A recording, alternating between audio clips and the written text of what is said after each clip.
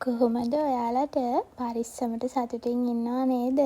ඔන්න ඉතින් ගොඩ කාලෙකින් තමයි ඔයාලට මට වීඩියෝ එකක් අරන් එන්න පුළුවන් වුණේ. මොකද ඉතින් දැන් ඉස්සර වගේ මට එක දිගට වීඩියෝස් කරන්න බැහැ. මොකද අපේ චූටි පැටියත් එක්ක මම දැන් වැඩ ගොඩාක ඉන්නේ.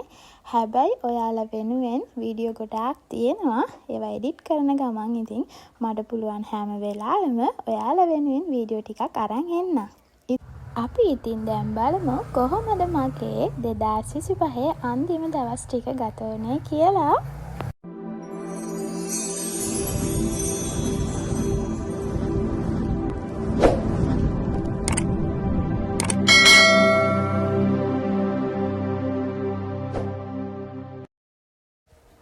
ඔන්න ඉතින් හැමදාමත් වගේම උදෙන්ම නැගිටලා බුදු පහනක් තියලා යශෝදරා මාතාවටත් පහන තියලා දවස පටන් ගන්න තමයි යන්නේ. ඉතින් ඕගොල්ලෝ දන්නවනේ මගේ වීඩියෝස් බලන කට්ටිය නම් දන්නවා මං හරිම ආසාවෙන් කරන වැඩේ තමයි මේ. මොකද මට බැරිම අවස්ථාවක් කරෙන්න මම හැමදාම උදේටත් පහන තියලා තමයි වැඩ පටන් ගන්නෙ. ඉතින් ඔක්කොම දැන් ඔන්න මම පහන තියලා උයලා ඉවර වෙලා සේරම කරලා ඉවර වෙලා හස්බන්ඩ්ගේ වැඩට යන බත් එකක් දැන් ඔන්න බඳින්න තමයි යන්නේ. මොනවා කරත් අමාරුකම තිබ්බත් මං එයා වෙනුවෙන් මගෙන් වෙන්න ඕන යුතුයකම් ටික මං කොහොම හරි කරනවා.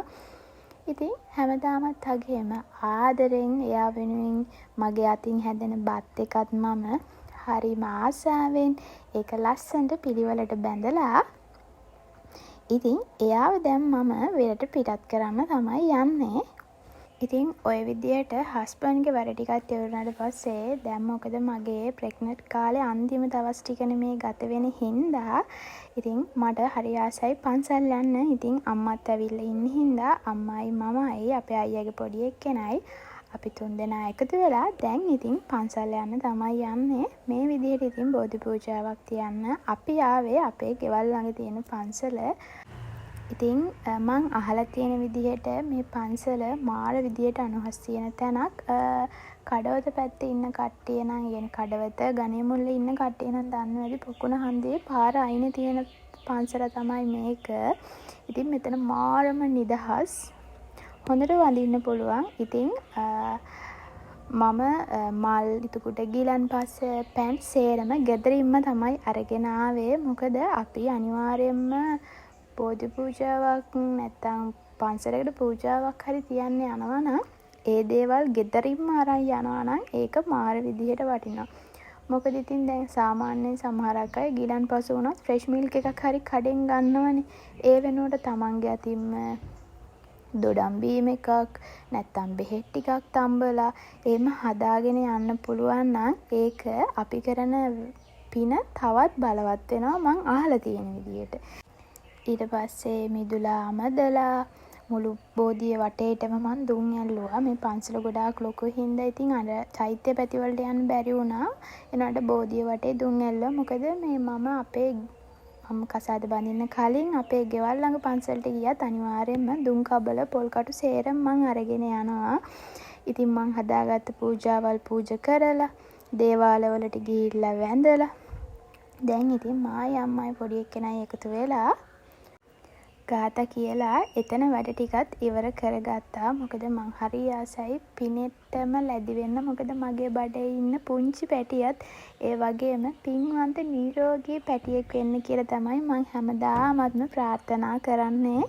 ඉතින් ඒ විදිහට ඒ දවස ගත වුණාට පස්සේ ඊට එපිට දවසේ අපේ හස්බන්ඩ්ගේ යාළුවෙක්ගේ වයිෆ් කෙනෙක් ප්‍රෙග්නන්ට් වෙලා ඉන්නවා. ඉතින් මට හරි ආසාවක් තිබ්බා. මොකද මට බබා හම්බෙන්න දින ළඟ හින්දා යන්න කලින් එයාට මගේ අතින්ම බත් එකක් හදලා දෙන්න. මොකද ප්‍රෙග්නන්ට් අම්ම කෙනෙක් විදියට තව කෙනෙක් ඉතින් එයාගේ අතින් හදලා දෙන බත් එක්ක රහ බලන්න ඉතින් අම්මා කෙනෙක් හරි ආසයිනේ. ඉතින් ඒ ආසාවත් මං කොහොම හරි ඉෂ්ට කරගත්තා. ඉතින් ඒ විදිහට ඒ දවස් ටික ගෙවිලා යද්දී මට බබා හම්බෙන්න තිබ්බේ දෙසැම්බර් 29 වුණාට මට දෙසැම්බර් 22 ඇඩ්මිට් වෙන්න වුණා.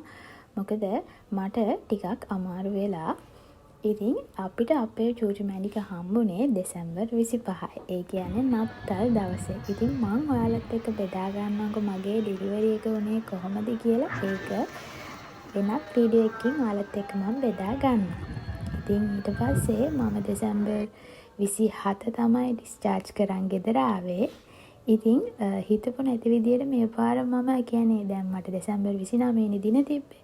මං හිතුවේ නෑ මට මේ පාර පළවෙනිදා ගෙදර ඉඳලා කිරි උතරවන්න හම්බෙයි කියලා. ඒත් හිතපු නැති විදිහට අපේ චූටි මැණිකත් එක්කම කිරි උතරවන්න අපිට පුළුවන් වුණා.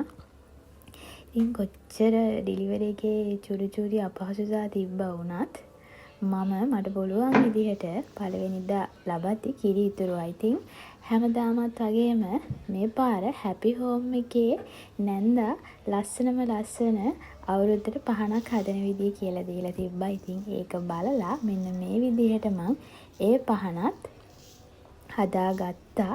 ඒකට මම පාවිච්චි කරේ ගෙදර පාවිච්චි කරපු හාල් හොඳට පිරිසිදු කරලා අරගෙන පොල් තෙලුයි කුරුඳු තෙලුයි කහයි තමයි මේකට අරගත්තේ. පහන තිරයට ගත්තේ කොටන් බටන් එකක්. ඉතින් කොටන් බටන් එකක් වෙනුවට ඔයාලට ගිනි කූරකට පුළුන් චුට්ටක් වටේ ඔතලා වුණත් ගන්න පුළුවන්. ඉතින් මේ තියෙන්නේ මම පහන හදන විදිය. කොය තියෙන්නේ පොල් තෙල් වලට කහ ටිකක් කවලම් කරලා ඒකට කුරුඳු තෙල් බිංදු 2-3ක් දාලා හොඳට කවලම් කරගන්නවා.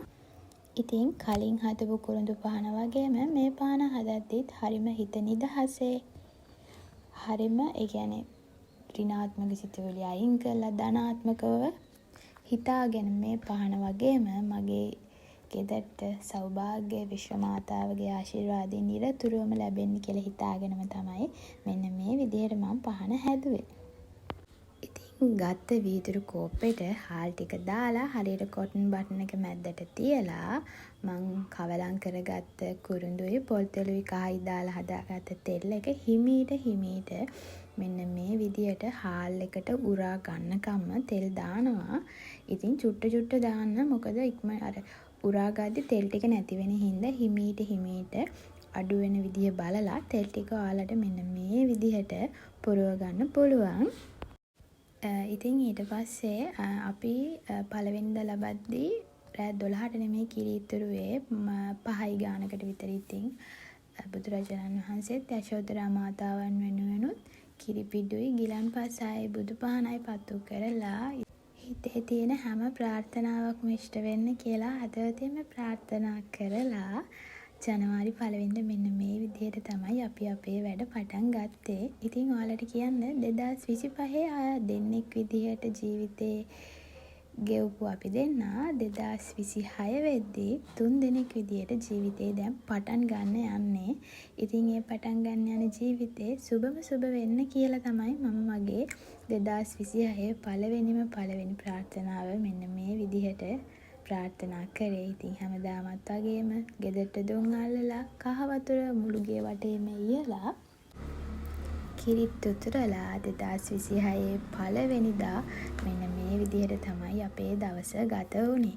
ඉතින් අද වීඩියෝ එක බලපු ඔයාලා හැම කෙනාටම මං හදවතින්ම ප්‍රාර්ථනා කරනවා ලැබුවා වූ 2026 අවුරුද්ද හිතේ තියෙන හැම ප්‍රාර්ථනාවක්ම ඉෂ්ට වෙන සුබ අලුත් අවුරුද්දක් වෙන්න කියලා ප්‍රාර්ථනා කරන ගමන් හැමදාමත් වගේම මං ඔයාලට හරිම ආදරෙයි. පරිස්සමට සතුටින් ඉන්න ඕනේ. පුළුවන් තරම් ධර්මයත් එක්කම ඉන්න. එතකොට අපිට කාටවත් වරද්දන්න බෑ. එහෙනම් අදට මම වීඩියෝ එක නතර කරනවා. Thank you.